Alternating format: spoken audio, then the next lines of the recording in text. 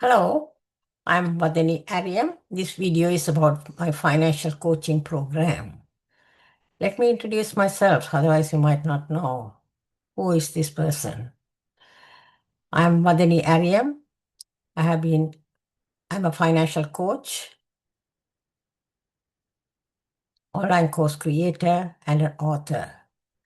I empower others to master authorship, accounting, business management, and online course creation, drawing on a decade of industry expertise. I have written 200 ebooks, 40 books, and 61 online courses. And I also help entrepreneurs and small business owners to learn about reducing debt and creating budgeting, cash flow, and all that. So that helps them to have personal growth, and which also will avoid them making mismanagement in their business. All my clients have achieved considerable amount of financial knowledge, financial skills, money management, and that type of skills they have considerable achieved, and sharing their success stories in working with me. So I often give them free lessons because I want them to become more confident and to run the business successfully. If you do not have proper financial skills, running the business successfully is not easy.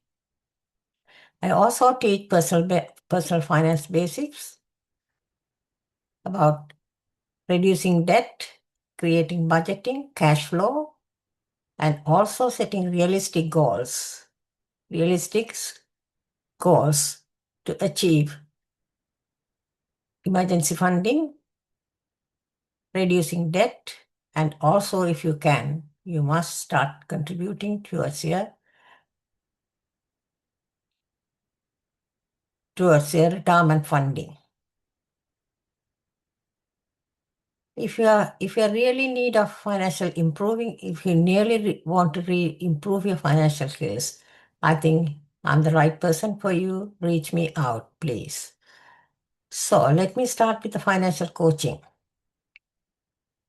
Financial coaching involves budgeting, cash flow, debt management, personal finance, finance strategy, money management, financial literacy, and setting realistic financial goals, and also how to build your business credit. Let me start with the budgeting. There are three types of budgets. One is balanced budget, surplus budget, and deficit budget. Balanced budget means your income and expenses are equal. And deficit budget means either you have increased your expenses, or you have not made enough income according to your budget. That's why your deficit budget. Surplus budget means that you have made some income more than your expenses. That's the surplus budget. A budget is an important one for anyone, any individual or the business owners, mainly business owners. People think the budget is not enough not needed for anyone, because we live a life and we handle the money daily and we manage our income daily, and also our expenses we know. Why not create a realistic small budget for you to follow it up? This is for individuals I'm talking about. Now I talk about business owners. The business owners who have been in the business, they would have created lots of budget, and also they would have financial plans and everything they would have had. So it is for the coming year, the following year, what they do, they will go back and check all their budgeted figures, profit and loss account, income statements, and all the records. They will check it. They will either increase the amounts or some amounts they might decrease and create a budget. That's not difficult for them at all because they have done it.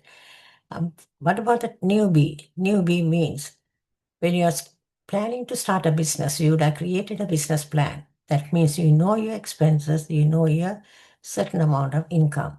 What you have to do, you have to make assumptions of your income and expenses and create a budget and create a spreadsheet with those amounts. And by the end of the month, end of each month at the starting, as a startup, the first month, what you have to do, add up all your and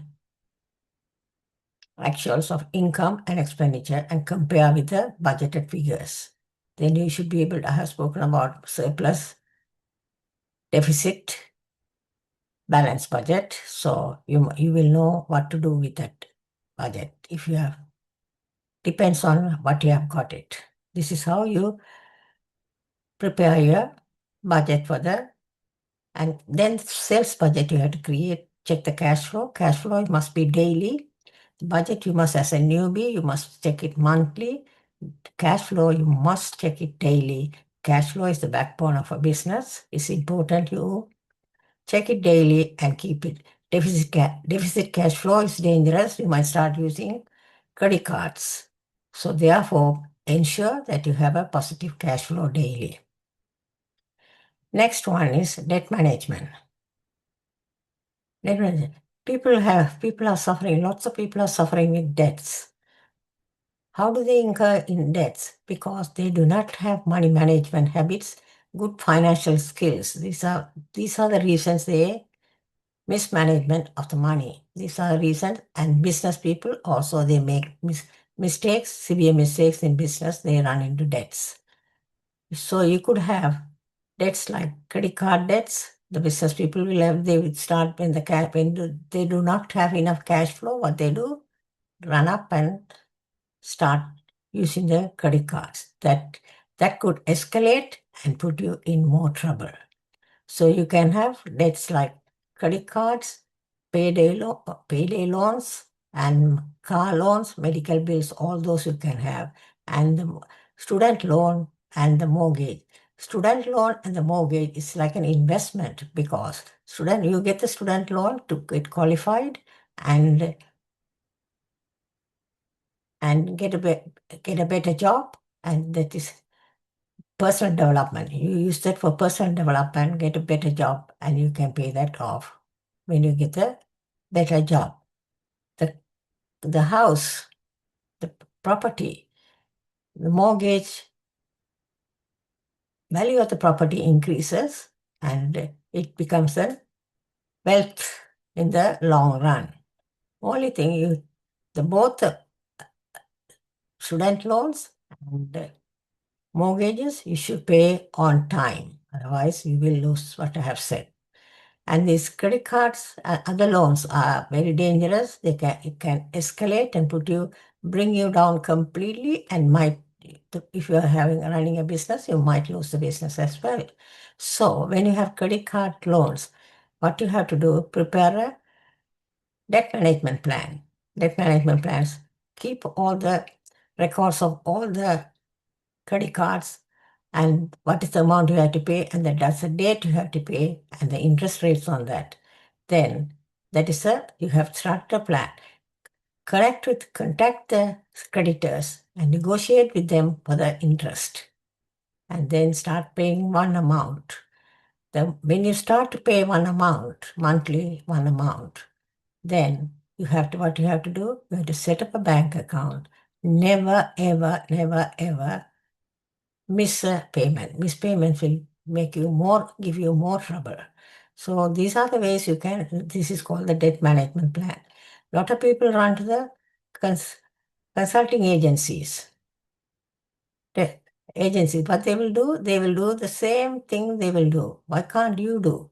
Because if you create a debt management plan, if you become good at it and managing it very well, what is the result? You will reduce the debt and you will get rid of the debt, and also you will have you have achieved control over your finances. That is, you have improved in your financial habits. That will stay with you forever. These are the things about debt management. I'm not talking everything in detail because a lot of things I have to talk. And personal finance. What is personal finance? What you get? Personal finance is you, the money you get should be able to pay all your bills, and the credit cards, debts, interest, all that you have to. That is the personal finance. The ranges of personal finance is income. You know how much income, net income, take home pay, net income. Spending, you must know, you will know how much you are spending. For example, if I say give an amount, you are getting 6,000, no, $5,000 for a month, and you are spending 3,800 on your personal expenses like housing, mortgage, rent, electricity, other bills, and transportation, food, and all that is 3,800. And leftover is 1,200. What will you do? 1,200. Immediately you have to calculate. You have prepared the debt management plan. So make the payment, say you are paying 600. And the leftover 600, what will you do? Do not go out with the friends and spend it and enjoy yourself like that. That is not enjoyment. The 600, what you have to do is you have to open a emergency funding account at the bank. But the emergency funding means when you are falling into troubles, you have to get the money out quickly. That means you have to set up a bank like that. You have to set up an account like that with the bank, and you should be able to get it. And if you are not putting all that money, all the 600 in the emergency funding, the rest you can start contribute towards a savings and retirement funding. These are the ways you have to manage the personal finance. Then you know about the spending, then investment. Savings, I have just about talked about savings. Investment is the best way to become healthier, become wealthy in the long run. But at the same time, people make mistakes, wrong investments, and they lose all what I have earned. I have heard about a lot of people like that.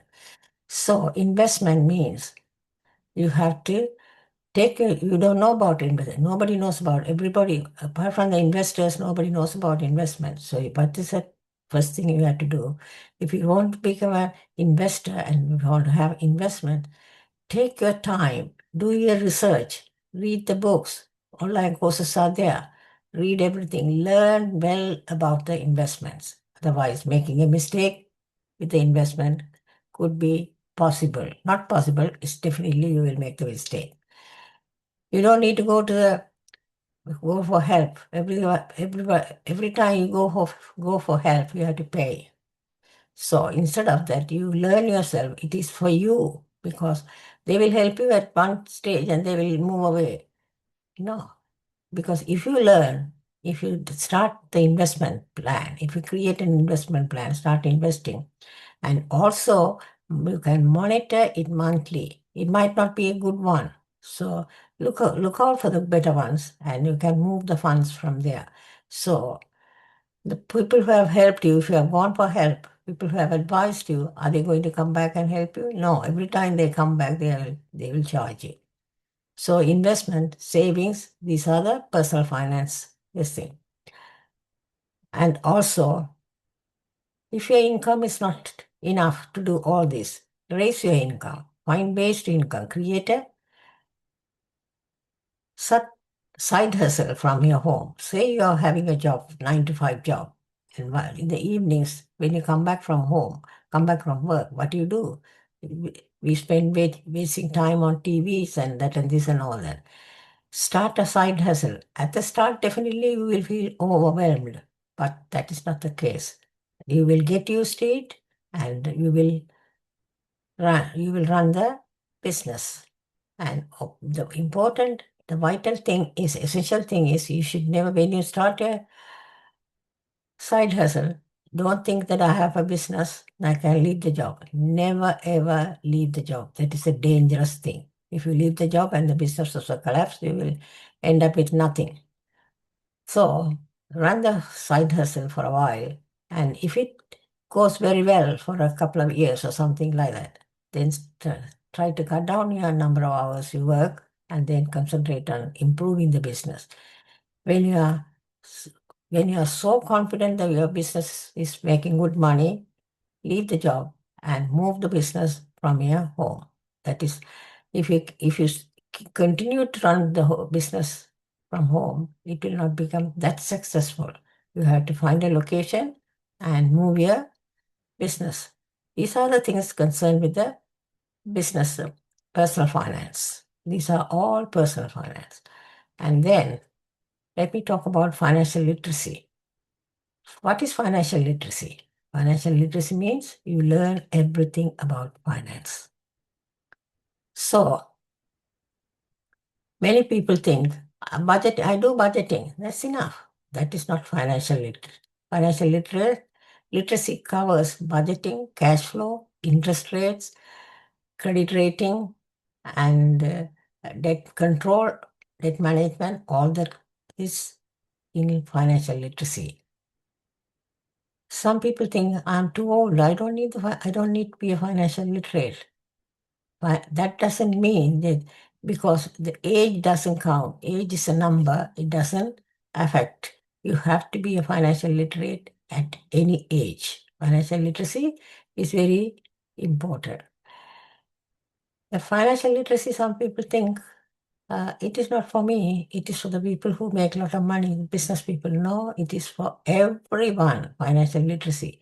Financial literacy is when you become a financial literate, you can have control over your finances, and you can do well in life. In the long run, become a financial literate in the start.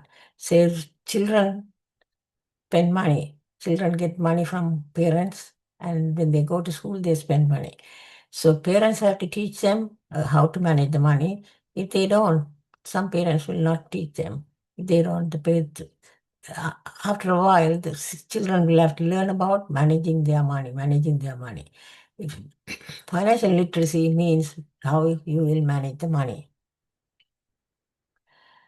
Become a financial literate. That will help you and the people around you and the future generation. Also, you can pass your knowledge and tell them you have to be a financial literate. Otherwise, we will not. You might face problem in the long run. May run into debts or lose money. The money is a dangerous, can ruin us. But at the same time, if you are careful, it can bring you wealth also. I hope you like this video. Thank you very much. I cannot talk the whole thing because it will take a long time. So I hope you like this video and its understanding. Thank you very much for listening to my video.